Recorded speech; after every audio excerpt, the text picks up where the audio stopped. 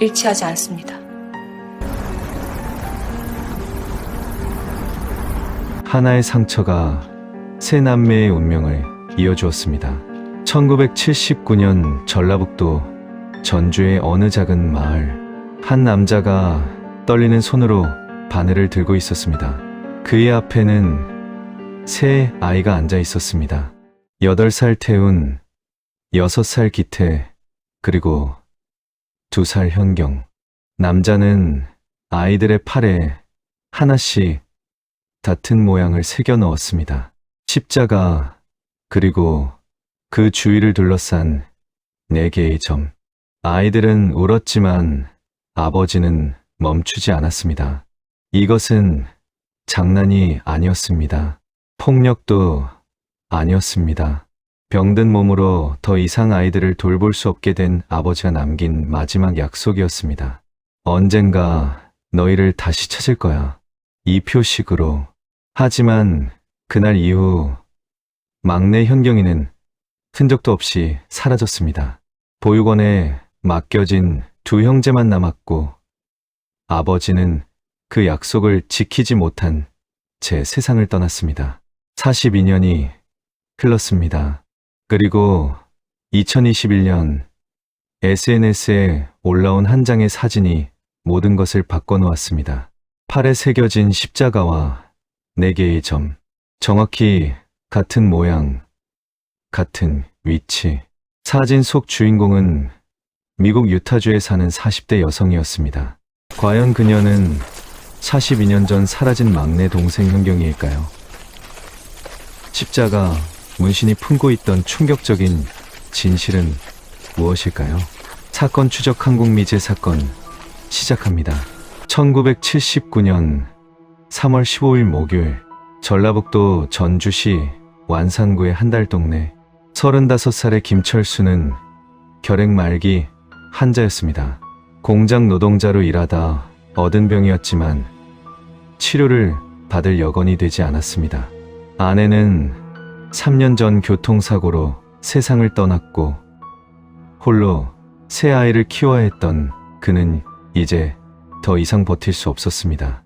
8살 큰아들 김태우는 동네 국민학교 2학년이었습니다. 아버지가 아프기 시작한 후로는 학교를 자주 빠졌습니다. 6살 둘째 김기태는 유치원에 다녀야 할 나이였지만 집에서 동생을 돌보는 것이 일이었습니다. 2살 막내 김연경은 말도 제대로 못하는 아기였습니다. 이웃들의 증언에 따르면 김철수는 성실하고 책임감 있는 사람이었다고 합니다. 아내가 죽은 후에도 술 한 번 안 마시고 아이들을 키웠다고 했습니다. 하지만 병은 그의 의지와 상관없이 몸을 갉아먹었습니다. 그해 3월, 김철수는 결단을 내렸습니다.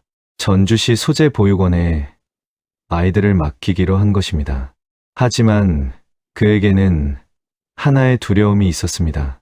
만약 아이들이 뿔뿔이 흩어진다면, 만약 입양이라도 가버린다면 자신은 찾을 수 없을지도 모른다는 공포였습니다. 그날 저녁, 김철수는 바늘과 먹물을 준비했습니다. 이웃 김순애의 증언에 따르면 그날 밤 늦게까지 아이들 우는 소리가 들렸다고 합니다. 무슨 일인가 했는데 나중에 알고 보니 아이들 팔에 문신을 새기고 있었더라고요. 가슴이 너무 아팠어요. 김철수는 아이의 왼팔 안쪽 손목에서 약 5cm 위쪽에 같은 문양을 새겼습니다. 십자가 하나, 그리고 그 상하 좌우에 하나씩 총 4개의 점. 간단하지만 절대 잊을 수 없는 표식이었습니다. 아빠가 너희를 꼭 다시 찾을 거야. 이 표시만 있으면 어디에 있든 찾을 수 있어. 김철수는 떨리는 목소리로 아이들에게 약속했습니다. 태웅과 기태는 고개를 끄덕였지만 2살 현경이는 그저 울기만 했습니다. 1979년 3월 18일 일요일, 김철수는 새 아이를 데리고 전주시 덕진구의 위치한 성요셉 보육원으로 향했습니다. 그것이 세 남매가 함께한 마지막 날이었습니다. 1979년 3월 18일 오전 10시 성요셉 보육원 정문 앞에 김철수와 세 아이가 도착했습니다. 당시 보육원장이었던 박영숙 수녀는 그날을 또렷이 기억했습니다. 아버지가 기침을 심하게 하고 계셨어요. 얼굴이 창백하고 몸을 제대로 가누지 못하는 것 같았습니다. 아이들은 모두 깡마른 몸에 낡은 옷을 입고 있었고요. 김철수는 보육원 측에 사정을 설명했습니다. 결핵 말기로 더 이상 아이들을 돌볼 수 없다는 것, 병이 나으면 반드시 다시 데려가겠다는 것. 박영숙 수녀는 안타까운 마음에 아이들을 받아들이기로 했습니다. 입소 서류를 작성하던 중 김철수는 한 가지 희귀한 요청을 했습니다. 아이들 팔에 문신이 있는데 절대 지우지 말아주세요. 그게 제가 아이들을 찾을 수 있는 유일한 방법입니다. 박영숙 수녀는 아이들의 팔을 확인했습니다. 세 아이 모두 왼팔 안쪽에 같은 문양이 새겨져 있었습니다. 십자가와 4개의 점, 아직 피딱지가 앉지 않은 며칠 되지 않은 상처였습니다. 오후 2시경 김철수는 아이들과 작별 인사를 했습니다. 태웅과 기태는 울지 않으려고 애썼지만 눈물을 참을 수 없었습니다. 2살 현경이는 아버지에게 매달렸습니다. 아빠, 아빠. 제대로 된 문장은 아니었지만 유일하게 할 줄 아는 말이었습니다. 금방 올게. 아빠 병 나으면 다시 데리러 올게. 김철수는 돌아서서 걸어갔습니다. 뒤돌아보지 않았습니다. 뒤돌아보면 다시는 떠날 수 없을 것 같았기 때문입니다. 그날 밤 보육원의 일과가 시작되었습니다. 세 남매는 같은 방을 배정받았습니다. 태웅과 기태는 조용히 적응했지만 현경이는 밤새 울었습니다. 아빠, 아빠, 같은 말을 반복하며. 하지만 3월 20일 화요일 예상치 못한 일이 발생했습니다. 오전 9시경 중년의 부부가 보육원을 방문했습니다. 서울에서 온 그들은 여자아이를 입양하고 싶다고 했습니다. 나이는 2~3살 정도면 좋겠다고 했습니다. 박영숙 수녀는 현경이를 보여주었습니다. 부부는 현경이를 보자마자 마음에 들어 했습니다. 이 아이로 하겠습니다. 박영숙 수녀는 난처해졌습니다. 입소한 지 이틀밖에 안 된 아이였고 아버지가 반드시 다시 데려가겠다고 했던 아이였습니다. 하지만 당시 보육원의 상황은 열악했습니다. 아이들은 넘쳐났고 예산은 부족했습니다. 좋은 가정에 입양되는 것이 아이에게는 더 나은 선택일 수도 있었습니다. 오후 3시 서류 절차가 완료되었습니다. 부부는 현경이를 안고 보육원을 떠났습니다. 태웅과 기태는 동생이 사라진 것을 그날 저녁에야 알았습니다. 현경이 어디 갔어요? 좋은 집에 입양됐단다. 그날 밤 두 형제는 처음으로 동생 없이 잠들어야 했습니다. 1979년 5월 3일 김철수가 사망했습니다. 결핵으로 인한 폐렴 합병증이었습니다. 향년 35세. 그는 끝내 아이들을 다시 데려가지 못했습니다. 보육원 측은 태웅과 기태에게 아버지의 죽음을 알렸습니다. 10살도 안 된 두 형제는 이제 완전한 고아가 되었습니다. 그들은 울지 않았습니다. 울 기력조차 남아있지 않았습니다. 세월이 흘렀습니다. 태웅과 기태는 보육원에서 함께 자랐습니다. 같은 방을 쓰고 같은 학교에 다니고 서로를 의지하며 살았습니다. 왼팔의 문신은 점점 희미해졌지만 완전히 지워지지는 않았습니다. 1989년 18살이 된 태우는 보육원을 나와 공장에 취직했습니다. 2년 후 기태도 졸업하고 형을 따라 같은 공장에 들어갔습니다. 두 형제는 좁은 원룸에서 함께 살며 열심히 일했습니다. 현경이는 지금 어디서 뭐 하고 있을까? 가끔 기태가 물었습니다. 태우는 대답할 수 없었습니다. 동생이 어디로 입양됐는지, 지금 어떻게 살고 있는지 아무것도 알 수 없었습니다. 1995년 태우는 결혼했습니다. 아내 이미선은 남편의 과거를 이해해주는 사람이었습니다. 기태도 1998년에 결혼했습니다. 두 형제는 전주를 떠나 서울에 정착했습니다. 하지만 매년 아버지 기일이 되면 전주에 있는 공동묘지를 찾았습니다. 세월은 계속 흘렀습니다. 2010년대가 되었습니다. 태웅과 기태는 이제 중년이 되었습니다. 자녀들도 장성했습니다. 막내 동생 현경이에 대한 기억은 점점 희미해졌습니다. 2살이었던 동생의 얼굴조차 제대로 기억나지 않았습니다. 2021년 9월 14일 화요일, 전환점이 찾아왔습니다.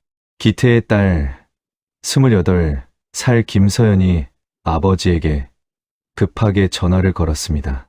아빠, 이거 좀 봐. 인스타그램에서 이상한 거 발견했어. 서연은 해외 입양인들의 뿌리 찾기를 돕는 한 계정을 팔로우하고 있었습니다. 그날 그 계정에 한 장의 사진이 올라왔습니다. 미국에 사는 한국 입양인이 자신의 출신을 찾기 위해 올린 게시물이었습니다. 사진 속에는 중년 여성의 왼팔이 클로즈업 되어 있었습니다. 그리고 그 팔에는 희미한 문신 흔적이 남아 있었습니다. 십자가 하나, 그리고 그 주위에 4개의 점. 서연은 몇 년 전 아버지에게서 들었던 이야기를 기억했습니다. 할아버지가 아빠와 작은아빠, 그리고 고모의 팔에 새긴 문신 이야기를. 정확히 같은 모양이었습니다. 기태는 사진을 보자마자 손이 떨렸습니다. 즉시 형태훈에게 전화를 걸었습니다. 현경이를 찾았어. 찾았다고. 하지만 그것은 시작일 뿐이었습니다. 사진 속 여성이 정말 동생 현경이일까요? 십자가와 4개의 점은 우연의 일치일까요? 아니면 42년 난의 기적일까요? 그 안에 숨겨진 것은 단순한 흔적이 아니었습니다. 2021년 9월 15일 수요일, 태웅과 기태는 서울 강남구의 한 카페에서 만났습니다. 두 사람의 표정은 긴장되어 있었습니다. 희망과 두려움이 교차했습니다. 인터넷 게시물에는 영문으로 된 설명이 달려 있었습니다. 조카 서연이 번역해 주었습니다. 제 이름은 사라 존스입니다. 1979년 2살 때 한국에서 미국으로 입양되었습니다. 친가족에 대한 기억이 전혀 없습니다. 유일한 단서는 왼팔에 있는 이 문신뿐입니다. 혹시 아시는 분 계시면 연락주세요. 게시물을 올린 사람은 미국 유타주 솔트레이크 시티에 사는 사라 존스라는 여성이었습니다. 나이는 44살. 직업은 고등학교 선생님이었습니다. 결혼해서 2 아이의 엄마였습니다. 1979년 입양, 2살, 왼팔 문신, 전부 맞아떨어져. 태훈이 떨리는 목소리로 말했습니다. 기태는 자신의 왼팔을 걷어 올렸습니다. 희미하지만 여전히 보이는 십자가와 4개의 점. 사진 속 여성의 팔에 있는 문신과 똑같았습니다. 즉시 두 형제는 조카 서연의 도움을 받아 쪽지를 보냈습니다. 안녕하세요. 저는 김태훈입니다. 당신이 제 여동생일 것 같습니다. 우리는 1979년 전주의 한 보육원에서 헤어졌습니다. 아버지가 헤어지기 전 우리 모두에게 같은 문신을 새겨주셨습니다. 연락 주시면 감사하겠습니다. 쪽지를 보낸 후 기다림의 시간이 시작되었습니다. 하루가 지났습니다. 이틀이 지났습니다. 답장이 오지 않았습니다. 혹시 쪽지를 보지 못한 것일까요? 아니면 믿지 않는 것일까요? 9월 18일 토요일 새벽 2시 태훈의 휴대폰에 알림이 왔습니다. 사라 존스에게서 답장이었습니다. 서연이 급히 번역했습니다. 믿을 수가 없어요. 정말 제 오빠들이신가요? 평생 가족을 찾아왔어요. 더 자세히 알고 싶어요. 혈액 검사를 할 수 있을까요? 혈액 검사. 그것이 유일하게 확실한 방법이었습니다. 두 형제는 즉시 동의했습니다. 하지만 여기서 문제가 생겼습니다. 외국과 하는 혈액 검사는 복잡했고 비용도 만만치 않았습니다. 법적인 절차도 필요했습니다. 두 형제는 입양 관련 봉사단체에 도움을 청했습니다. 한국입양가족봉사회에서 손을 내밀었습니다. 담당자 박현정 씨는 이런 경우를 여러 번 겪어본 사람이었습니다. 문신이 똑같은 건 좋은 징조입니다. 하지만 혈액 검사를 하기 전까지는 확신할 수 없어요. 예전에 비슷한 문신을 가진 다른 가족인 경우도 있었거든요. 박현정 씨의 조언에 따라 먼저 1979년 전주 성유세보육원의 입양 기록을 확인하기로 했습니다. 하지만 42년이나 지난 기록이었고 보육원은 이미 1990년대에 문을 닫았습니다. 기록을 찾는 건 쉽지 않았습니다. 다행히 전주시청 복지과에 오래된 서류 일부가 남아 있었습니다. 담당 공무원 이재훈 씨가 먼지 쌓인 창고를 뒤졌습니다. 9월 25일 드디어 기록을 찾았습니다. 1979년 3월 18일 들어온 김태훈, 김기태, 김연경 세 남매의 기록, 그리고 3월 20일 김연경이 서울의 한 부부에게 입양된 기록. 입양한 부모의 이름은 이철호, 장미숙. 당시 서울 강남구에 살았습니다. 하지만 그 뒤의 기록은 없었습니다. 입양 후 아이 이름이 바뀌었는지 어디로 이사 갔는지 알 수 없었습니다. 한 가지 이상한 점이 있었습니다. 입양 서류에는 김연경이가 미국으로 다시 입양된 기록이 없었습니다. 이철호 장미숙 부부에게 입양된 후의 기록이 완전히 끊겨 있었습니다. 1979년 당시에는 기록 관리가 엉망이었어요. 특히 해외 입양의 경우 국내에서 먼저 입양한 뒤 다시 해외로 보내는 경우가 있었는데 그 과정이 제대로 기록되지 않는 경우가 많았습니다. 박현정 씨의 설명이었습니다. 수수께끼는 더욱 깊어졌습니다. 2021년 10월 12일 화요일 혈액 검사 도구가 도착했습니다. 태훈과 기태는 각각 검사용 면봉으로 입안을 닦아 표본을 채취했습니다.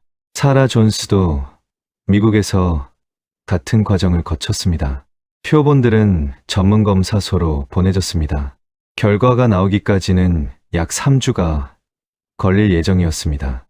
기다리는 동안 두 형제는 사라 존스와 화상통화를 했습니다.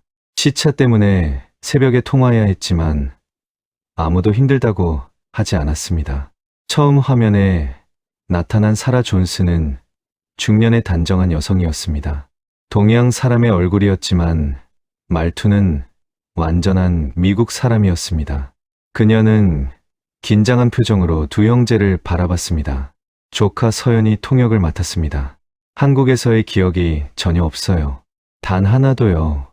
가끔 꿈에서 한국말이 들리는데 무슨 뜻인지 모르겠어요. 사라는 자신의 이야기를 들려주었습니다. 1979년 미국 유타주의 존스 부부에게 입양되었습니다. 양부모는 그녀를 진심으로 사랑했고 좋은 환경에서 키워졌습니다. 하지만 평생 자신의 뿌리를 궁금해했습니다. 늘 뭔가 빠진 것 같은 느낌이었어요. 양부모님을 사랑하지만 제가 어디서 왔는지 알아야 했어요. 사라의 팔에 있는 문신 자국은 그녀가 가진 유일한 단서였습니다. 양부모도 그 문신의 뜻을 몰랐습니다. 입양 서류에도 문신에 대한 이야기는 없었습니다. 10월 15일 두 형제는 전주에 있는 작은아버지 김영수를 찾아갔습니다. 돌아가신 김철수의 동생이었던 그는 이제 71살이었습니다. 당시 상황을 기억하는 몇 안 되는 사람 중 하나였습니다. 형님이 돌아가시기 전에 저한테 말씀하셨어요. 아이들 팔에 표식을 남겼다고, 언젠가 그걸로 다시 찾을 수 있을 거라고. 김영수는 오래된 사진첩을 꺼냈습니다. 1970년대 후반의 흑백 사진들이었습니다. 그중 한 장에 김철수와 세 아이가 함께 찍힌 사진이 있었습니다. 사진이 오래되어 흐릿했지만 아이들의 얼굴이 희미하게 보였습니다. 이게 현경이 마지막 사진이야. 태훈이 사진을 손에 들고 떨렸습니다. 42년 만에 보는 동생의 모습이었습니다. 하지만 김영수는 충격적인 이야기를 하나 더 꺼냈습니다.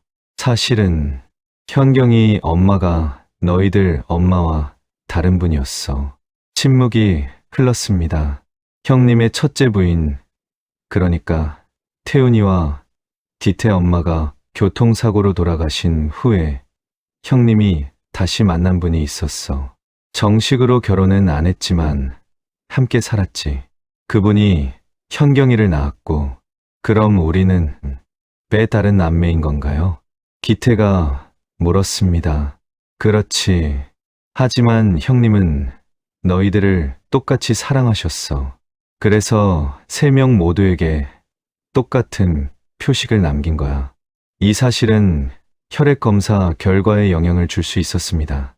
빼다른 남매라면 피가 완전히 같은 형제자매보다 일치하는 부분이 적을 것이기 때문입니다.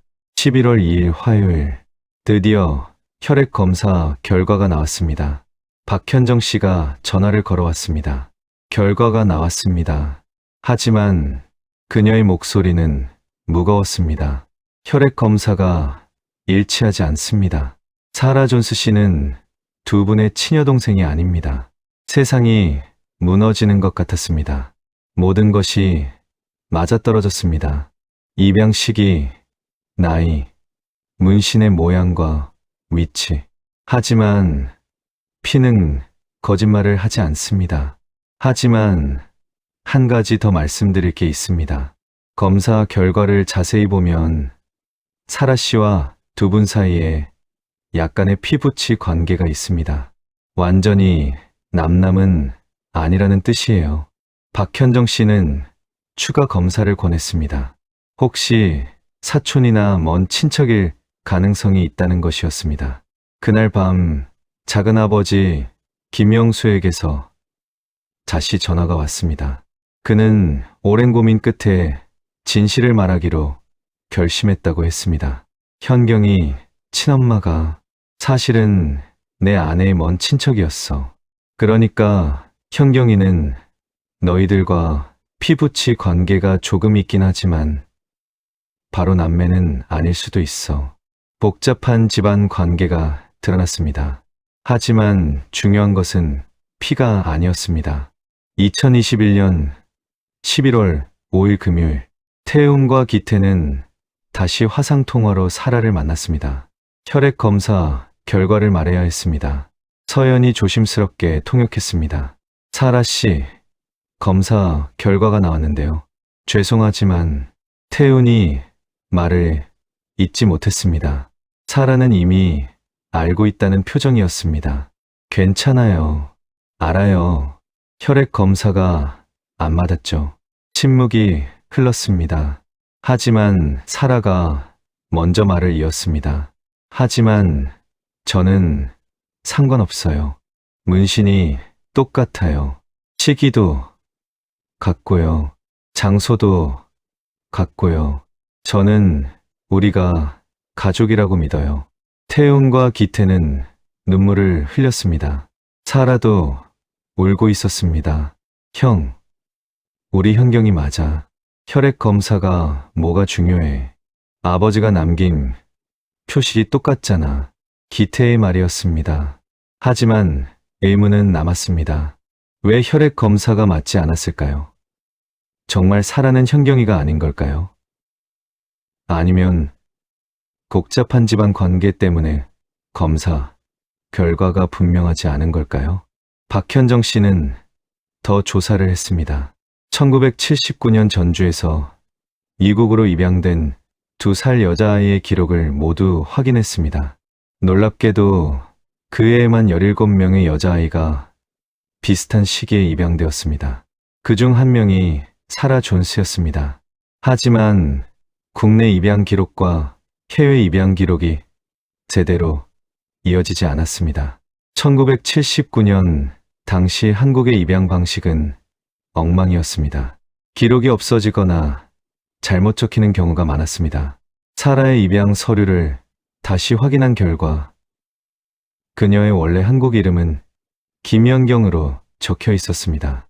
태어난 날도 1977년 3월로 태훈과 디태가 기억하는 동생의 생일과 같았습니다. 하지만 왜 혈액 검사가 맞지 않았을까요? 이것은 풀리지 않는 수수께끼로 남았습니다. 한 가지 가능성은 병원에서의 기록 실수였습니다. 1970년대 후반 시골에서는 출생 신고가 제대로 안 되는 경우가 많았습니다. 현경이의 진짜 부모가 서류상의 부모와 다를 수도 있었습니다. 또 다른 가능성은 보육원에서의 뒤바뀜이었습니다. 같은 시기에 들어온 비슷한 나이의 여자아이들이 여럿 있었고 입양 과정에서 아이들이 뒤섞였을 가능성도 있었습니다. 하지만 십자가와 4개의 점, 이 문신만큼은 거짓말을 하지 않았습니다. 정확히 같은 모양, 같은 위치. 이것이 우연일 확률은 거의 없었습니다. 11월 20일 세 남매는 결정을 내렸습니다.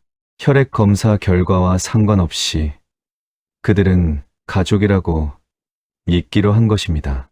혈액 검사가 우리가 가족인지 말해줄 필요 없어요. 우리에겐 더 중요한 게 있어요.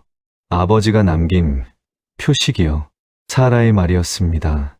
2021년 12월 24일 금요일 인천국제공항 입국장.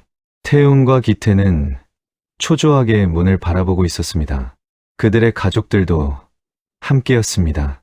태훈의 아내와 2 자녀, 기태의 아내와 딸 서연. 오후 3시 20분 사라 존스가 문을 통과했습니다. 그녀의 남편과 2 아이도 함께였습니다.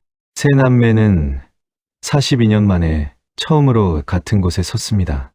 말이 필요 없었습니다. 세 사람은 서로를 껴안고 울었습니다. 주변 사람들도 덩달아 눈물을 흘렸습니다. 오빠, 형, 사라가 서툰 한국말로 말했습니다. 한국에 오기 전 몇 달 동안 한국말을 배웠다고 했습니다.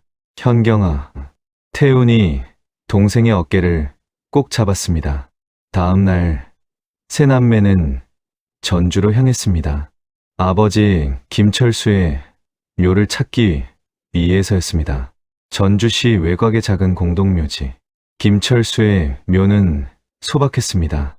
비석에는 이름과 태어난 해, 돌아가신 해만 새겨져 있었습니다. 세 남매는 묘 앞에 무릎을 꿇었습니다. 그리고 각자의 왼팔을 걷어 올렸습니다. 십자가와 4개의 점, 희미하지만 여전히 남아있는 표식. 아버지, 우리 왔어요. 42년 걸렸지만 아버지가 남긴 초식 덕분에 다시 만났어요. 기태가 떨리는 목소리로 말했습니다. 사라는 한국말로 준비한 짧은 문장을 읽었습니다. 아버지, 감사합니다. 저를 잊지 않으셨어요. 그날 저녁, 세 남매는 전주의 한 전통 찻집에 앉았습니다. 42년간의 이야기를 나누었습니다. 사라는 미국에서의 삶을 이야기했습니다. 좋은 양부모를 만나 사랑받으며 자랐습니다. 대학에서 교육학을 공부했고 고등학교 영어 선생님이 되었습니다. 남편을 만나 결혼했고 두 아이를 낳았습니다. 겉으로 보기에는 행복한 삶이었습니다. 하지만 항상 무언가 빠진 것 같은 느낌이 있었다고 했습니다. 자신이 누구인지, 어디서 왔는지 알고 싶었습니다. 팔에 있는 이상한 문신 자국은 유일한 단서였습니다. 태웅과 기태는 한국에서의 삶을 이야기했습니다. 보육원에서의 힘든 시절, 사회에 나와 고생하며 일한 이야기, 가정을 꾸린 이야기, 그리고 평생 동생을 잊지 못했다는 이야기. 우리는 매년 아버지 제사를 지내면서 늘 현경이 이야기를 했어. 지금 어디서 어떻게 살고 있을까? 행복하게 살고 있을까? 저는 행복했어요. 하지만 늘 뭔가 빠진 것 같았어요. 이제는 완전해진 느낌이에요. 사라의 말이었습니다. 혈액 검사 결과는 여전히 수수께끼로 남아 있었습니다. 하지만 그것은 더 이상 중요하지 않았습니다. 십자가와 네 개의 점이 증명하는 것은 피부치 이상의 것이었습니다. 그것은 한 아버지의 간절한 사랑이었고 잊히지 않겠다는 약속이었습니다. 세 남매는 손을 맞잡았습니다. 왼팔에 새겨진 같은 표식을 서로에게 보여주며 아버지가 남긴 가장 큰 선물이에요. 이 상처 덕분에 우리가 다시 만날 수 있었어요. 그날 밤 세 남매는 같은 숙소에서 처음으로 함께 잠들었습니다. 42년 만에 2025년 현재 태우는 54살, 기태는 52살, 사라는 48살이 되었습니다. 사라는 매년 한국을 찾아옵니다. 형제들과 시간을 보내고 아버지의 묘를 찾습니다. 두 아이도 한국말을 배우기 시작했습니다. 엄마의 뿌리를 알고 싶다는 이유에서였습니다. 세 남매의 이야기는 한국 방송에 나갔고 많은 입양인들에게 희망을 주었습니다. 십자가와 네 개의 점은 단순한 문신이 아니라 잃어버린 가족을 찾는 상징이 되었습니다. 이 사건은 우리에게 몇 가지 중요한 질문을 던집니다. 첫째, 가족의 의미는 무엇일까요? 혈액 검사가 맞지 않아도 서로 다른 문화와 말을 가지고 있어도 세 남매는 가족이었습니다. 피보다 중요한 것은 마음과 기억, 그리고 절대 잊지 않겠다는 약속이었습니다. 둘째, 입양 제도의 어두운 면. 1970에서 80년대 한국에서는 수많은 아이들이 외국으로 입양되었습니다. 기록은 엉망이었고 많은 경우 아이들의 뿌리가 영원히 사라졌습니다. 지금도 수많은 입양인들이 자신의 출신을 찾지 못한 채 살아갑니다. 더 체계적인 기록 관리와 뿌리 찾기 도움이 필요합니다. 셋째, 상처가 남긴 기적. 김철수가 아이들에게 남긴 문신은 상처였습니다. 아픈 표식이었습니다. 하지만 그 상처는 42년 후 세 남매를 다시 만나게 한 유일한 증거가 되었습니다. 때로는 고통이 희망으로 바뀌기도 합니다. 넷째, 기다림의 힘. 태웅과 기태는 42년을 기다렸습니다. 포기하지 않았습니다. 매년 아버지 묘를 찾으며 동생을 기억했습니다. 그리고 마침내 기적이 일어났습니다. 끝까지 기다리고 기억하는 것에 힘을 보여준 이야기입니다. 전주의 어느 전통 찻집. 세 남매는 여전히 매년 그곳에서 만납니다. 각자의 왼팔을 걷어올리고 십자가와 네 개의 점을 서로에게 보여주며 웃습니다. 아버지, 우리 약속 지켰어요. 때로는 영원히 풀리지 않을 것 같은 수수께끼도 기적처럼 풀리는 순간이 있습니다. 하지만 그 기적은 저절로 오지 않습니다. 끝까지 포기하지 않고 기억하는 사람들이 있기 때문입니다. 십자가와 4개의 점. 그것은 한 아버지의 간절한 사랑이었고 42년을 견딘 약속이었으며 마침내 이루어진 기적의 증거였습니다. 당신 곁에도 잃어버린 누군가를 기다리는 사람이 있을지 모릅니다. 그들의 이야기에 귀 기울여 주세요. 당신의 관심이 또 다른 기적을 만들 수 있습니다. 사건 추적 한국 미제 사건이었습니다. 감사합니다. 가족은 피로 이어지지 않아도 기억과 사랑으로 다시 만날 수 있습니다. 당신의 하루에도 이런 기적이 찾아오길 바랍니다. 이 이야기가 마음에 닿았다면 좋아요와 구독으로 사건 추적을 함께 이어가 주세요. 당신의 한 번의 클릭이 또 다른 진실을 밝혀줍니다.